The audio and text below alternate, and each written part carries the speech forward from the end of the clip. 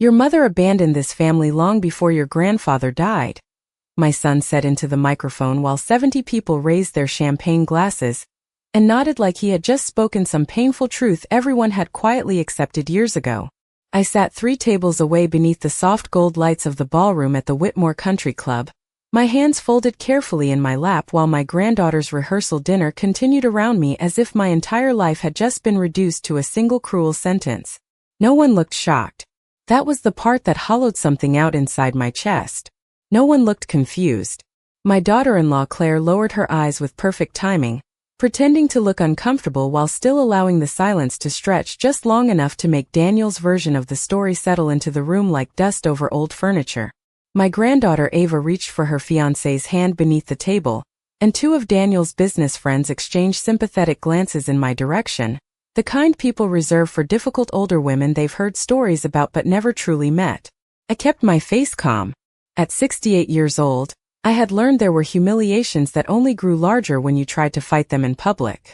Daniel cleared his throat and smiled sadly into the microphone. But Dad stayed, he continued. He held this family together no matter how hard things became. More nodding. More quiet understanding. Claire placed her hand gently against his back like a devoted wife supporting a grieving son. The performance would have been impressive if I hadn't spent the last 15 years watching her slowly rewrite our family one careful conversation at a time. The servers moved through the ballroom carrying plates of filet mignon and roasted potatoes while soft jazz floated through hidden speakers in the ceiling. Outside the tall windows, November rain streaked across the glass, blurring the lights of downtown Hartford into pale smears of silver and gold. I remembered another dinner almost 40 years earlier when Daniel was 6 years old and refused to eat mashed potatoes unless I shaped them into a mountain with gravy, running down the sides like lava. Thomas had laughed so hard he nearly spilled iced tea across the kitchen table. Back then my son used to reach for me without thinking. Back then I was still part of the story. My father taught me loyalty, Daniel said, lifting his glass slightly. And sacrifice. I looked down at my untouched water glass because suddenly I could not trust my own face. The irony pressed against my ribs so sharply it almost felt physical. Thomas had not taught loyalty. Thomas had begged for silence. There was a difference. But Daniel never knew that. I made sure he never would. Years ago I convinced myself that protecting a child from ugly truths was an act of love. Sitting there beneath crystal chandeliers while my own son publicly erased me from my marriage, I began to wonder if silence could become its own kind of betrayal. Claire finally glanced toward me then, her expression soft and polished and deeply false. For one brief moment our eyes met across the ballroom, and I realized something that chilled me more than Daniel's speech ever could. She truly believed this version now. After repeating a lie long enough, even the people creating it started treating it like memory. I lowered my eyes to the linen napkin resting across my knees and smoothed one trembling hand over the fabric. Then I heard the ballroom doors open behind me. The ballroom doors opened quietly enough that most people barely noticed at first, but I turned instinctively toward the sound because after years of living carefully around tension, I had learned to recognize the exact moment a room changes. A young woman stood near the entrance holding a damp wool coat folded over one arm, rainwater still clinging to strands of dark blonde hair that framed a pale, nervous face. She looked no older than 27. The event coordinator approached her immediately, speaking in a low professional voice while glancing toward the guest list in her hand. The girl answered softly and shook her head once, like someone already expecting resistance. Then she looked across the ballroom directly at me. I felt my stomach tighten before I even understood why. There was something familiar in the shape of her eyes. Not enough to place immediately, but enough to unsettle me. Claire noticed her next. I watched the exact moment her smile stiffened. She leaned toward Daniel and whispered something near his ear while still keeping that polished expression fixed carefully in place for the guests around them. Daniel glanced toward the entrance, frowned briefly, then dismissed it with a shrug before lifting his champagne glass again. The dinner moved forward as though nothing had happened. Silverware clinked softly against china. Someone near the dance floor laughed too loudly at a joke. The wedding planner adjusted floral arrangements near the stage while Ava continued smiling through photographs beside her fiancé beneath an arch covered in white roses and eucalyptus branches. But I could no longer hear any of it clearly. My attention stayed fixed on the girl standing alone by the doorway like she had wandered into the wrong version of someone else's life. I had spent years becoming invisible in rooms exactly like this one. Family parties, graduation dinners, Christmas mornings where my gifts slowly became afterthoughts placed near the back of the tree after Claire joined the family. It never happened all at once. That was the cruel brilliance of it. Erasure arrives quietly. The first time I noticed it was 7 years ago during Daniel's 40th birthday dinner. Claire had created a slideshow filled with family photos projected across the dining room wall of their beautiful colonial house outside Boston. Hundreds of pictures floated across the screen while guests smiled and shared memories. Vacations in Maine, ski trips in Vermont, Thanksgiving dinners, birthday parties. I sat through nearly 40 minutes of photographs before realizing I appeared in only 2 of them. In one, I was partially cropped beside the kitchen doorway carrying a tray of food. In the other, only my shoulder remained visible near the edge of the frame.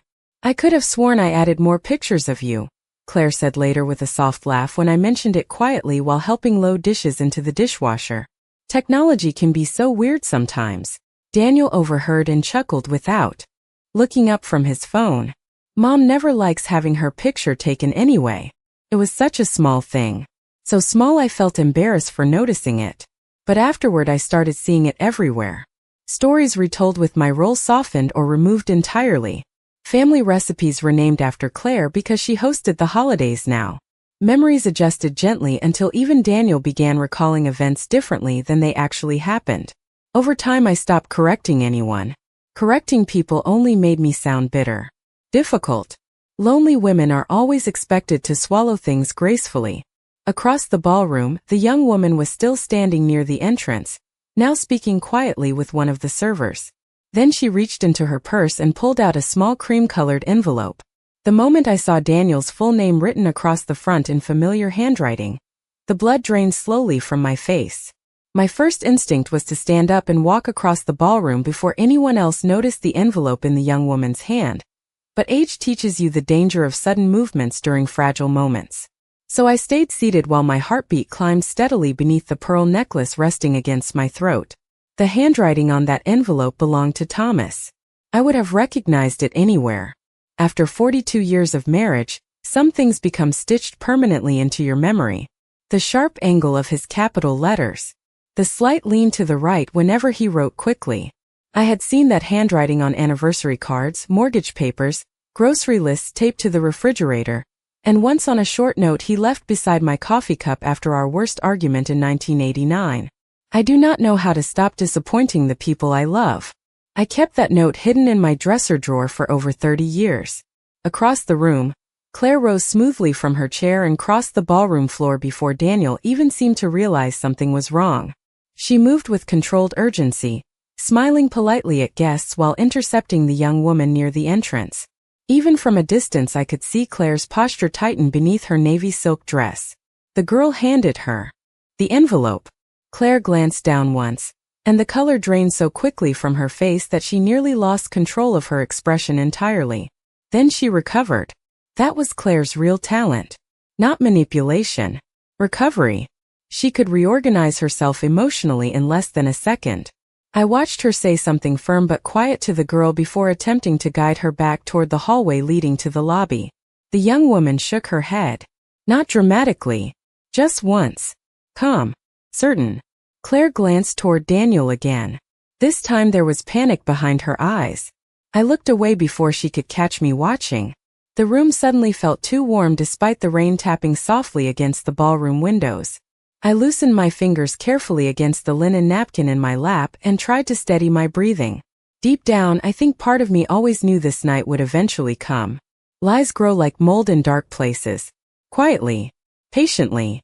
But eventually something cracks open and lets light inside. 3 years after Thomas died, Daniel began speaking about our marriage differently. At first the changes were subtle. Dad had a hard life, he would say during holiday dinners. Or, Dad carried a lot by himself. Small statements. Easy to ignore. Then came the sharper revisions. Claire once mentioned over brunch that Thomas had been the emotional center of our home while smiling at me over coffee cups like she was offering a compliment instead of an accusation. Daniel started telling stories that painted me as distant, cold, difficult to love. Sometimes he described events I barely recognized anymore. The frightening part was how naturally he said them, like he genuinely believed those versions. One Christmas Eve, Ava asked why Grandpa always looked tired in old family photos. Before I could answer, Daniel laughed softly and said, "Your grandfather had to do a lot of emotional heavy lifting in this family." Everyone chuckled gently. I remember standing beside the stove holding a dish towel while something inside me quietly folded in on itself. Thomas had not carried us. Thomas had nearly destroyed us. But I stayed silent because the truth would have shattered the image Daniel worshipped his entire life. I protected a dead man while slowly losing my living son. Near the ballroom entrance, the young woman reached into her purse again. This time she removed a photograph. Even from across the room, I recognized Thomas immediately. The photograph trembled slightly in the young woman's hand as Claire tried to lower it out of sight before Daniel could see it clearly, but I had already seen enough.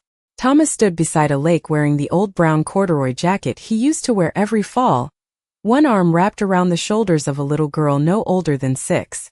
Her dark blonde hair lifted in the wind while she smiled directly at the camera with Thomas's exact eyes. Not similar eyes. Not a vague resemblance. The same eyes. My throat tightened so suddenly I had to look down at the tablecloth to steady myself. For years I had convinced myself that chapter of my life had been buried safely alongside my husband. Apparently secrets have longer lives than people do. Claire guided the young woman toward the hallway near the restrooms, her voice low and controlled, but the girl resisted again. I noticed then that she was not frightened. Nervous, yes. Emotional, certainly. But not uncertain. She had not come here hoping for answers. She had come carrying them. Daniel finally stood from his chair, confusion darkening his face as he watched Claire speaking urgently near the entrance. Guests began noticing the tension now. Conversations softened. Forks paused halfway to mouths. Ava glanced between her father and grandmother with the uneasy expression of someone sensing a family crack beneath polished surfaces. I remained still because I knew exactly where panic leads. Panic makes people cruel. 26 years earlier, Thomas sat across from me at our kitchen table at 2:15 in the morning, while rain battered the windows hard enough to shake the glass. Daniel was away at college then. The house smelled faintly of coffee and wet wool from Thomas's coat hanging near the back door. I remember every detail because some moments divide your life so completely that your mind preserves them with unnatural sharpness. Thomas could barely look at me. His hands shook so badly he spilled coffee across the table before finally speaking. "Her name is Caroline," he whispered. I did not understand at first. I thought he was talking about a client from work or someone from church. Then he said, "She has a daughter." The silence afterward felt endless. I remember hearing the refrigerator humming softly in the kitchen, while my entire marriage rearranged itself inside my chest. Thomas explained everything slowly, like a man confessing to a crime he no longer had the strength to hide. It had started during business trips to Chicago nearly 8 years earlier. By the time he ended the relationship, the little girl was already 3 years old. Mia. Her name was Mia. I stared at the wedding ring on my hand while he cried harder than I had ever seen another adult cry in my life. Not loud crying. Quiet collapse. The kind that comes from shame too heavy to carry anymore. "Daniel can never know," he kept saying. "Please, Evelyn. He worships me. I should have left him." Looking back now, I understand that clearly. But Daniel was 21, overwhelmed with law school applications and already struggling after his grandfather's death. I convinced myself protecting him mattered more than my anger. So I stayed. Not because I forgave Thomas, because I loved my son more than I loved fairness. Over the years, I sent birthday cards to Mia through a post office box Thomas secretly maintained in Hartford. Sometimes school tuition checks. Once a winter coat after Thomas told me she had outgrown hers. I never met her face to face. That was the agreement. Distance made everything easier to survive. Or at least I believed it did. Across the ballroom, Daniel finally reached Claire near the hallway. She handed him the photograph. I watched my son's expression change as he stared down at the image in his hands. First confusion, then disbelief, then something far more dangerous. Recognition. Daniel stared at the photograph for so long that the entire ballroom seemed to tilt around the silence forming near the entrance. Claire touched his arm lightly, but he barely reacted. I could see his mind trying desperately to force logic onto something his instincts already understood. The resemblance was too strong, too immediate. Mia stood across from him holding herself very still while guests nearby pretended not to watch. That is another thing people learn at expensive family events. How to witness disaster politely. Daniel finally looked up from the photograph and said something to Claire that I could not hear. Her face tightened instantly. She glanced toward me with an expression that was no longer controlled. It was calculating now. Frightened people stop performing kindness well. The wedding planner quietly lowered the volume of the music while several guests shifted uncomfortably in their chairs. Ava rose halfway from her seat before her fiancé gently touched her wrist and whispered something calming near her ear. Poor girl. 24 hours before her wedding and the foundation beneath her family was beginning to split open in public. Daniel folded the photograph carefully and slipped it into his suit jacket pocket before speaking directly to Mia for the first time. Even from across the room, I recognized the defensive stiffness in his posture. He looked exactly like Thomas whenever he felt cornered. I think there has been some misunderstanding, he said loudly enough now for nearby tables to hear. Mia shook her head slowly. No, she answered. There has been a misunderstanding for most of your life. The room fell completely silent then. Not dramatic silence. Heavy silence. The kind that settles over people when they realize they are standing too close to someone else's private grief. Claire stepped forward immediately. This is not the time or place for whatever this is, she said in her smooth practiced voice. Tomorrow is our daughter's wedding. Mia nodded once. I know, she replied softly. That is why I came tonight instead. Something inside my chest tightened painfully because I understood her reasoning instantly. Weddings create illusions of perfect families. Perhaps she was tired of pretending too. Daniel glanced toward me then. Really looked at me for the first time all evening.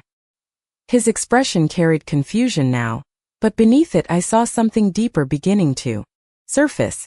Memory. Tiny disconnected moments rearranging themselves inside his head. He walked slowly across the ballroom toward my table while every guest pretended to focus on their wine glasses and dinner plates. I kept my hands folded calmly in my lap because after years of silence, stillness had become its own survival skill. Daniel stopped beside my chair. Mom, he said quietly. Who is she? Such a simple question. 6 words. Yet it felt heavier than every accusation he had spent the last decade placing on my shoulders. I looked up at my son carefully. The same boy who used to run downstairs in dinosaur pajamas every Christmas morning. The same young man I held for 3 straight hours after his first heartbreak sophomore year at Yale. The same adult who slowly learned to view me as the villain in a story I never told. His face looked pale beneath the ballroom lights now. Older somehow. Vulnerable in a way I had not seen since Thomas's funeral. Claire moved closer immediately. Daniel, she interrupted softly. Maybe we should handle this privately. He did not look at her. Mom, he repeated, his voice rougher this time. Please answer me. I opened my mouth but before I could speak, Mia stepped forward and reached carefully into her purse again. She removed a small cassette tape inside a clear plastic case worn cloudy with age. A piece of white masking tape stretched across the front in Thomas's handwriting. For Daniel. If he ever asks the truth. No one moved for several seconds after Mia held out the cassette tape. Even the servers near the back of the ballroom stood frozen with silver trays balanced carefully in their hands. Daniel stared at the small plastic case as though touching it might permanently alter the life he had spent years constructing inside his own mind. Claire reached for his elbow again, but this time he stepped slightly away from her without even realizing he had done it. I saw the hurt flicker across her face before she buried it beneath composure. This is inappropriate, Claire said firmly, her voice carrying farther now in the silence. Whatever happened years ago does not belong at Ava's wedding weekend. Mia looked at her. Calmly. I waited 27 years, she answered. I think that is respectful enough. Daniel slowly took the tape from her hand. His fingers trembled slightly as he turned it over. I recognized the old gray cassette immediately. Thomas bought a pack of them in the early 1990s when he became briefly obsessed with recording jazz albums from late-night radio programs. One summer he labeled every tape in his careful handwriting and stacked them beside the stereo cabinet in our living room. Seeing that familiar handwriting now felt strangely intimate, like hearing the voice of someone long buried beneath concrete. Daniel swallowed hard. "You are saying my father made this?" he asked quietly. Mia nodded. "He recorded it 6 months before he died." A sharp pressure settled beneath my ribs because I had not known the tape existed. Thomas promised me many times that he would never tell Daniel the truth directly. "He changed his mind near the end," Mia continued softly. "I think he was tired of hiding." Daniel glanced toward me again then, searching my face for denial, for outrage, for some sign that this entire thing could still be explained away neatly. But age eventually teaches you that truth does not arrive neatly. It arrives carrying years of damage behind it. Around us, guests shifted uncomfortably while pretending not to listen. Ava looked close to tears now, confusion written plainly across her face. Her fiancé stood beside her protectively, one hand resting against the small of her back while whispers spread quietly from table to table like wind moving through dry leaves. Daniel stared down at the tape again. "Mom," he said slowly, "did you know about this?" I could have lied. After all these years, lying had become almost automatic whenever the subject of Thomas appeared. Protecting him had shaped entire parts of my personality, so gradually that sometimes even I forgot where honesty ended and silence began. But something about seeing my son standing there with uncertainty cracking through his certainty made lying feel unbearable suddenly. "Yes," I answered quietly. The word barely rose above a whisper, yet it changed the room instantly. Daniel looked physically shaken by it.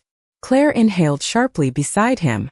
Mia lowered her eyes briefly like someone mourning a tragedy that had already happened long ago. Daniel sat down heavily in the empty chair beside me without taking his eyes off the cassette tape. "How long?" he asked. I folded my hands together carefully before answering because dignity sometimes depends entirely on moving slowly through humiliation. "Almost 26 years, I said. Daniel laughed once under his breath. Not amusement. Shock. 26 years, he repeated. "And all this time you said nothing." I looked at my son's pale, exhausted face and felt an ache deeper than anger move quietly through me. "You adored your father," I said softly. "I thought protecting that mattered." Daniel finally looked up at me fully then, and for the first time in many years, I saw the frightened little boy still hiding somewhere beneath the successful attorney, beneath the rehearsed speeches and polished family dinners and carefully rewritten stories. "Protecting him," he whispered. "Or protecting yourself?" The question settled between us like broken glass. Before I could answer, Mia spoke again. "You should hear the tape before deciding who needs forgiveness." Daniel sat motionless beside me with the cassette tape resting in his hand while the ballroom remained suspended in uncomfortable silence around us. Somewhere near the kitchen doors, a wine glass shattered softly against the floor, and the sudden sound made several guests jump. Claire recovered first, as she always did. "Enough," she said sharply, stepping closer to our table. "This has gone far beyond appropriate." Her voice was calm on the surface, but I noticed the strain underneath now. Tiny fractures beginning to show. "Daniel, people are staring. Ava is upset.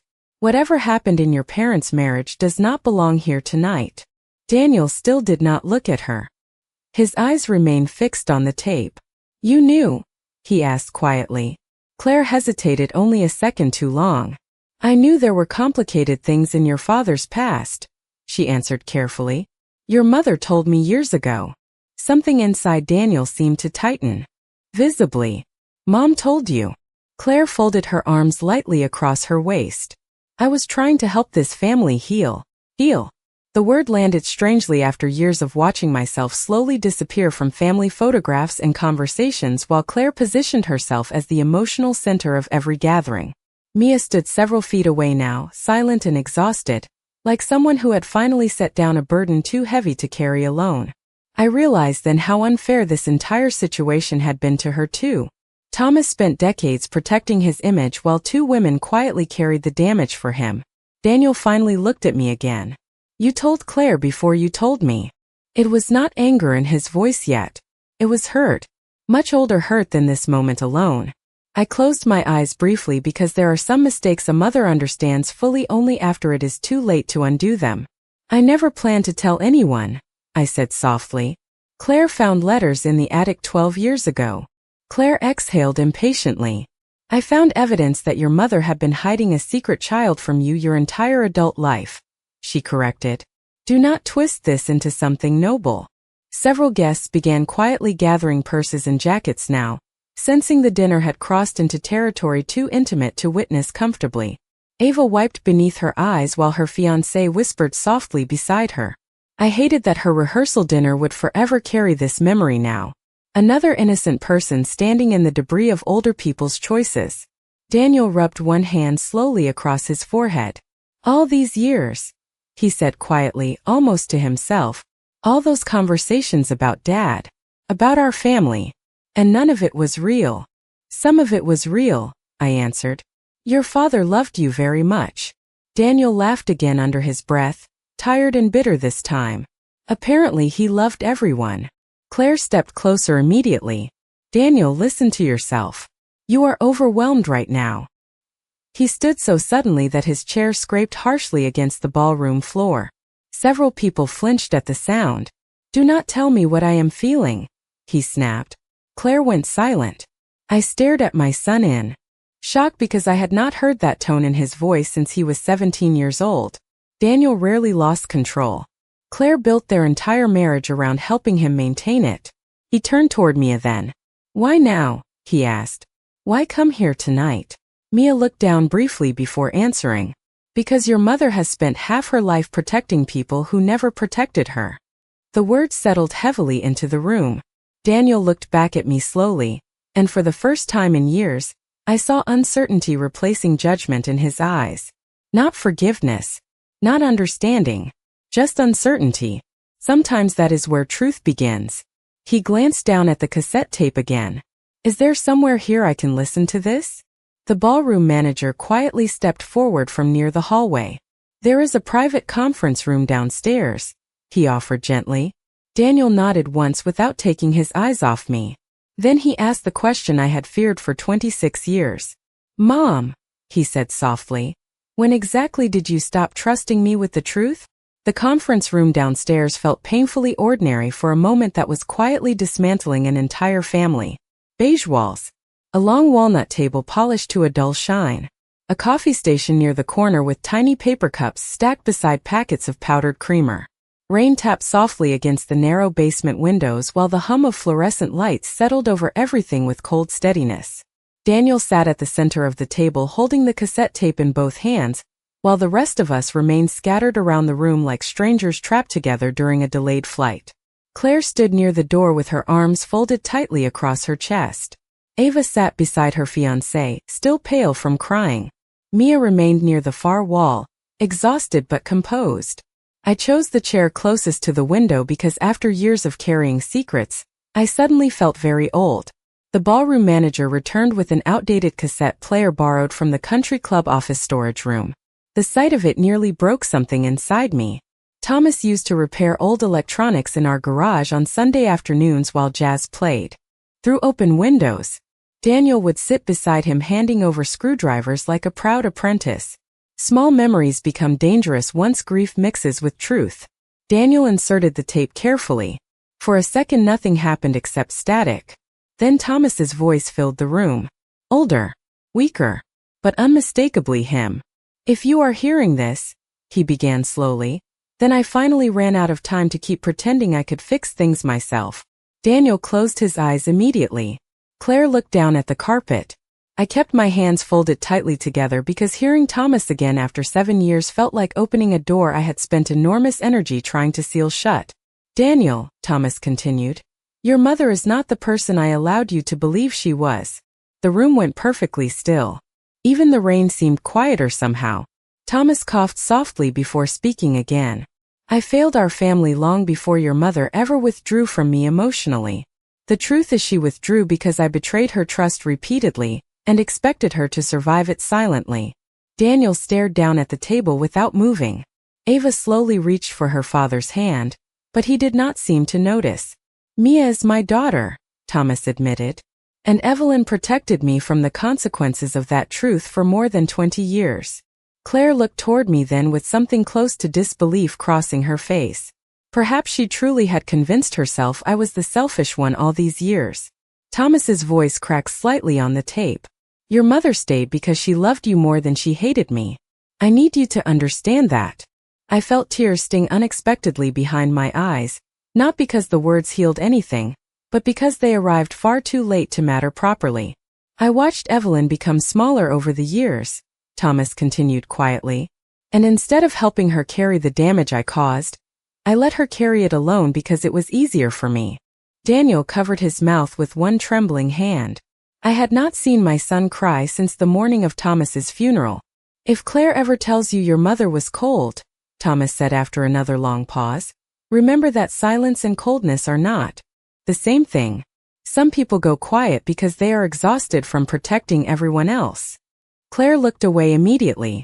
The tape hissed softly for several seconds before Thomas spoke one final time.